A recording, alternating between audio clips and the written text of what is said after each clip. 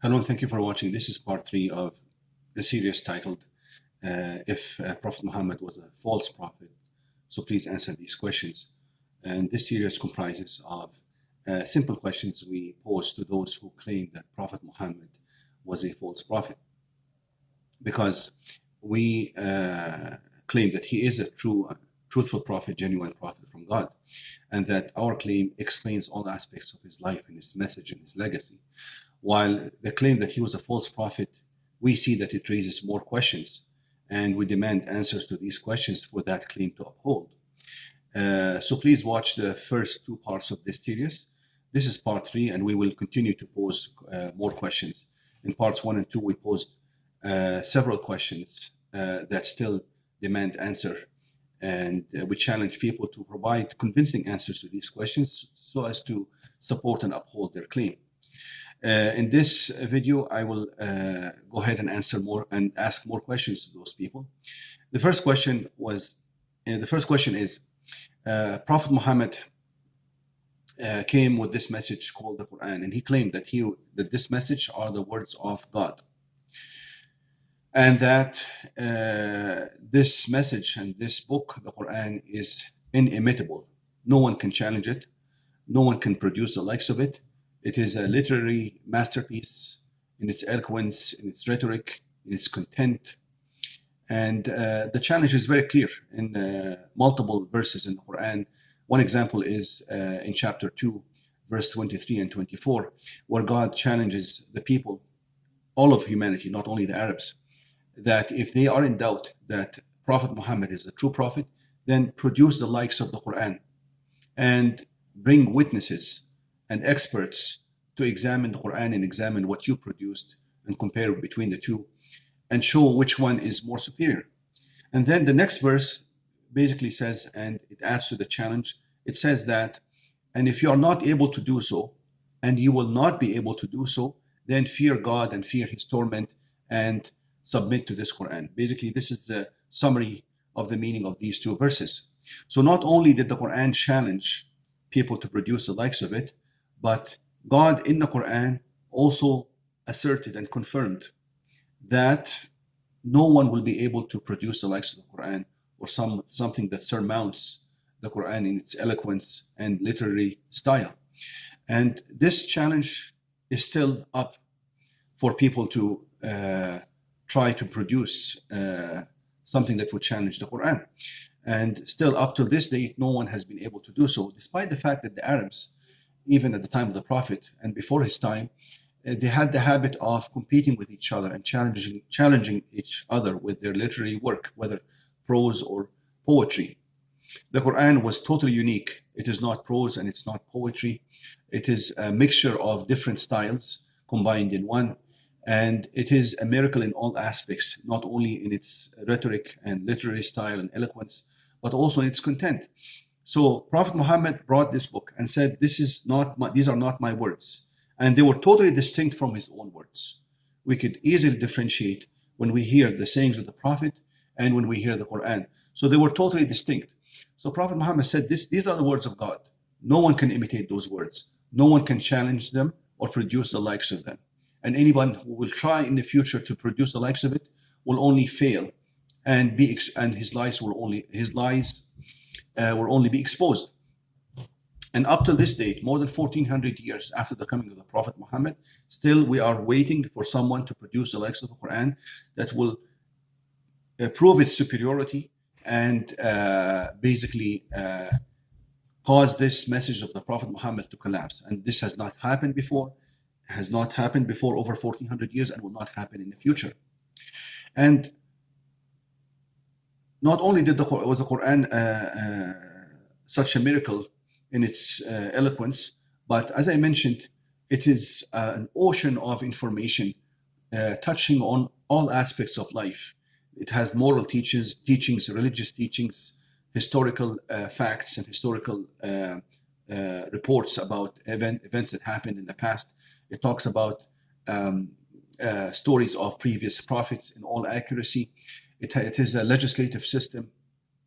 It talks about material science in hundreds of verses, and not a single mistake can be found in any aspect that the Quran has touched upon. Um, it touches upon psychology, science, geography, geology, astronomy, medicine, biology, physics, law, you name it. All aspects of human life are contained within the Quran. There's some information and some reference to every aspect of human life. And for somebody who is illiterate, the Prophet Muhammad never went to a school. He could never read, could never write. How can he produce such a marvelous work that challenged the Arabs at the time in its eloquence and literary style, and continues to challenge humanity in the information contained within it?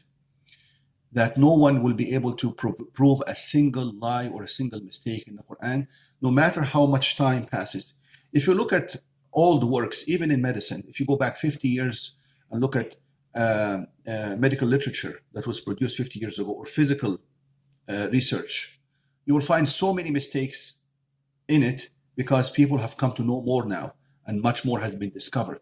And you look at the old works 100 years back and you start laughing at them because they made no sense based on the current state of science.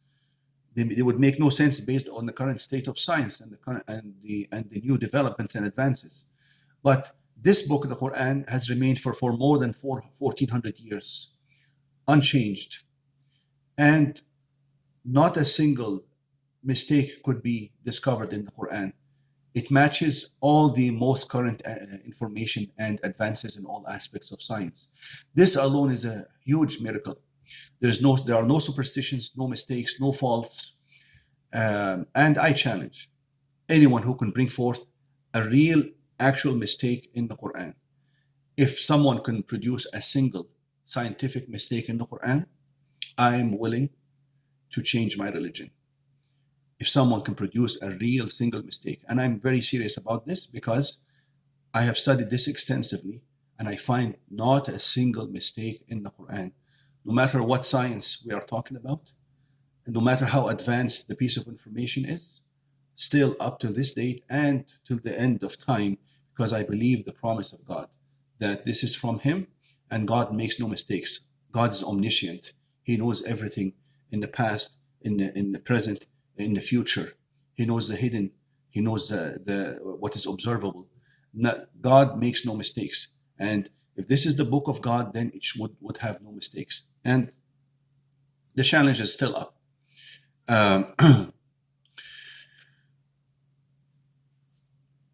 Also, and I will conclude this talk with this aspect of it. If the Quran is a product of the Prophet Muhammad, that if he actually was the one who wrote it, then we would expect that the Quran would reflect some of his personal worries, personal concerns, emotional problems that he might have gone through during his life, because he lost many loved ones during his life. He lost his uncle who was supporting him. He lost his father before he was born even. He lost his mother when he was a child. He lost all his boys. They died during his lifetime. He was persecuted. He was ridiculed. We don't see any kind of emotional turmoil that he might have that he might have experienced in his life reflecting in the Quran. We don't see any mentioning of his wives. We don't see any mentioning of his children or the environment that he lived in, his family life, his tribe. It does not reflect his personal affairs and personal matters. The only content that is within the Quran is the message from God, unchanged, and not affected by any outside turmoil that the Prophet Muhammad ﷺ is going through. Any human being, if he passes through some difficulties and he continues to write every single day, you will see a reflection of these difficulties in what he is writing. You will see his personal life reflecting in it. You will see some mentioning of his family. You see in the Quran that Prophet Moses was mentioned in the Quran 136 times. Prophet Jesus was mentioned 25 times. While the Prophet Muhammad himself is only mentioned 5 times in the Quran. None of his companions are mentioned by name except one companion.